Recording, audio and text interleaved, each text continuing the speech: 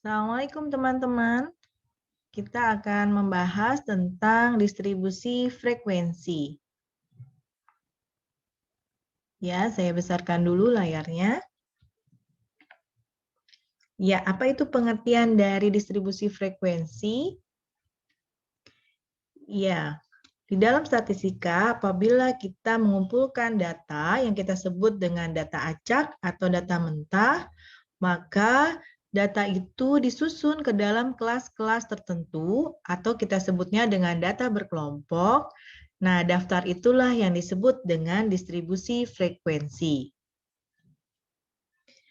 Nah, berikut ini adalah bagian-bagian dari distribusi frekuensi. Yang pertama adalah kelas. Kelas itu merupakan kelompok nilai data atau variabel. Seperti di sini, ini adalah kelas pertama 50 sampai 59, kelas kedua, ketiga, keempat, dan kelima. Jadi di sini banyak kelasnya adalah 5. Nah, kemudian pada setiap kelas ada yang disebut dengan batas kelas bawah, yaitu 50, 60, 70, 80, dan 90, serta batas kelas atas, atau dalam contoh ini adalah 59, 69, 79, 89, dan 99.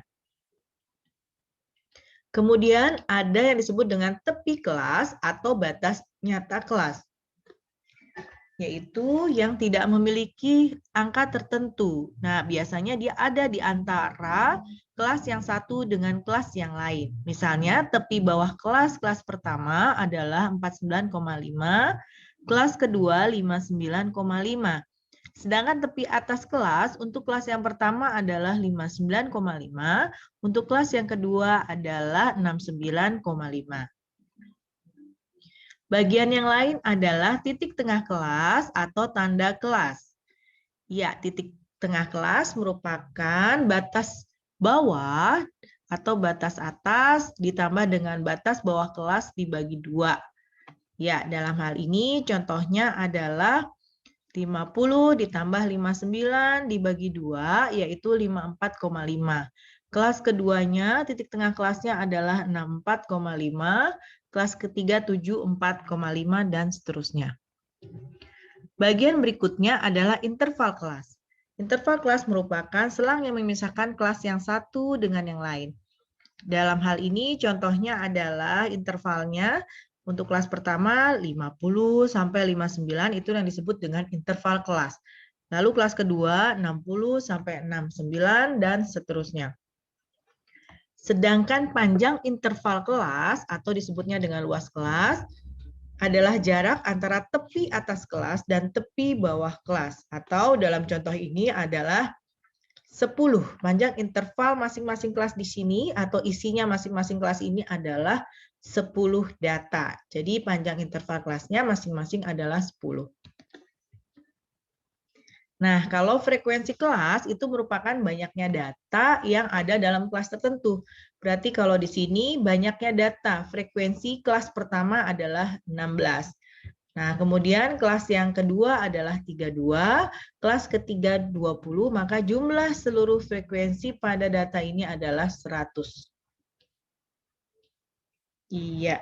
Di sini adalah catatan mengenai distribusi frekuensi. Kadang-kadang suatu distribusi memiliki panjang interval kelas yang tidak sama, tergantung bagaimana tujuannya. Nah, lalu biasanya memiliki batas kelas yang berulang atau memiliki kelas terbuka, artinya batas kelas atas terakhir dan batas kelas bawah kelas pertama tidak ada. Ini adalah jenis distribusi frekuensi, ada yang tunggal, bergolong, dan relatif, serta kumulatif. Ya, ini yang tunggal, ini yang bergolong,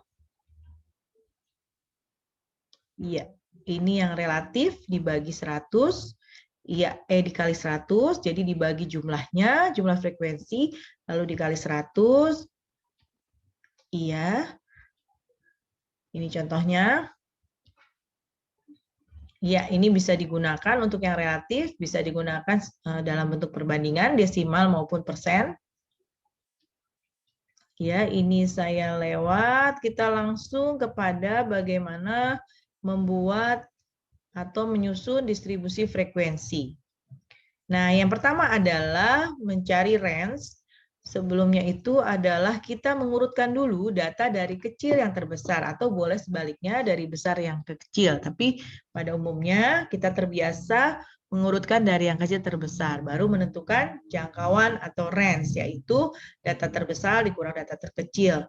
Kemudian menentukan banyaknya kelas, menentukan panjang interval kelas. Nah, menentukan batas bawah kelas. Kalau panjang interval kelas atau luas kelas, yang langkah keempat adalah berapa banyak data yang terisi pada setiap kelas. Kalau yang nomor 5, batas bawah kelas ini pertama adalah biasanya data terkecil. Lalu menuliskan banyaknya frekuensi kelas. Jadi ada 6 langkah untuk menyusun distribusi frekuensi. Ya, ini beberapa catatan di dalam menyusun distribusi frekuensi. Iya, ini ada beberapa catatan. Jadi kalau dalam banyaknya kelas, tidak terlalu sedikit, biasanya kisarannya antara 5 sampai 15 buah kelas, dan jangkauannya kalau terlalu besar, maka kelasnya antara 10 sampai ada 20 kelas. Kita lihat bersama bagaimana cara menyusunnya. Di sini misalnya terdapat data set atau data sekumpulan data hasil pengukuran diameter nilai tengah pipa-pipa yang dibuat oleh sebuah mesin. Satuannya adalah milimeter. Ya, di sini jumlah seluruhnya adalah 1, 2, 3, 4, 1, 2, 3, 4, 5, 6, 7, 8, 9, 10. Ada 40 data. Langkah pertama mengurutkan. Nah, ini sudah diurutkan. Paling kecil 65, paling besar adalah 82. Langkah kedua adalah mencari range atau jangkauan. Tadi 82 yang paling besar dikurang yang paling kecil 65 adalah 17. Kemudian langkah ketiga, menentukan banyak kelas ini menggunakan rumus Sturges. Sturges ini rumusnya adalah K sama dengan 1 plus 3,3 log N. Jadi yang dikerjakan adalah belakangnya dulu 3,3 log N, di mana K ini kita ingin mencari banyaknya kelas, K, N itu adalah banyaknya data. Tadi banyaknya data adalah 40.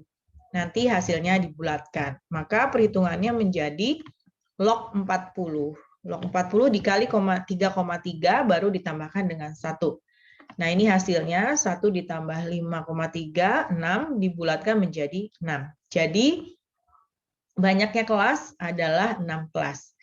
Nah, kemudian panjang interval kelas ini dicari dari jangkauan dibagi banyaknya kelas. Tadi banyaknya kelas 6, jangkauannya 17. Jadi panjang interval kelas R dibagi K, 17 bagi 6 atau 3. Nah, dari sampai di sini, sampai dengan langkah keempat dan kelima, kita sudah bisa menentukan bahwa nanti distribusi frekuensinya ada 6 kelas, di mana setiap kelas itu isinya ada 3 data. Jadi ada 6 kelas. Nah, itu ada baiknya dibuat 1, 2, 3 dibuat kelas-kelas sebanyak 6, lalu masing-masing isinya 3 dengan dimulainya dari mana? Batas kelas pertamanya dimulai dari yang data terkecil yaitu 65. Ya, sehingga nanti menjadi seperti ini. Nah, ini 1, 2, 3, 4, 5, 6. Ada 6 kelas, masing-masing isinya 3. 65, 6, 6, 7 ini mulainya dari data yang paling kecil, yaitu 65, 66, 67 isinya 3. Lalu kemudian dilanjut 68, 69, 70 isinya 3. Nah, langkah berikutnya adalah kita menentukan masing-masing kelas ini isinya berapa, ya, atau disebutnya dengan frekuensi, banyaknya data pada setiap kelas. Nah, ini adalah bantuannya pakai Turus atau Tally. Nah, ini biasanya kita lihat dari data yang awal, cara menggunakannya seperti ini. Kita lihat dari data yang awal. Kelas pertama adalah 65 sampai 67. Nah, ini kalau kita mengurutkan, ini pada umumnya kalau mengurutkan itu lebih mudah. Lebih mudah, 65 sampai 67 ada berapa data? 1, 2, 3. Nah, ada 3, maka frekuensinya kelas pertama ada 3.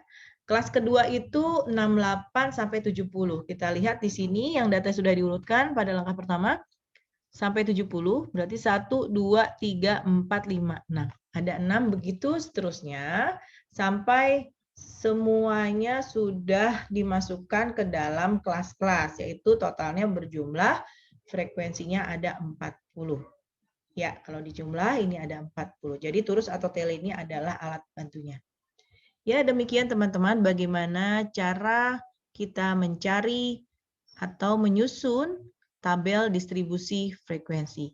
Terima kasih, salam sukses selalu. Assalamualaikum warahmatullahi wabarakatuh.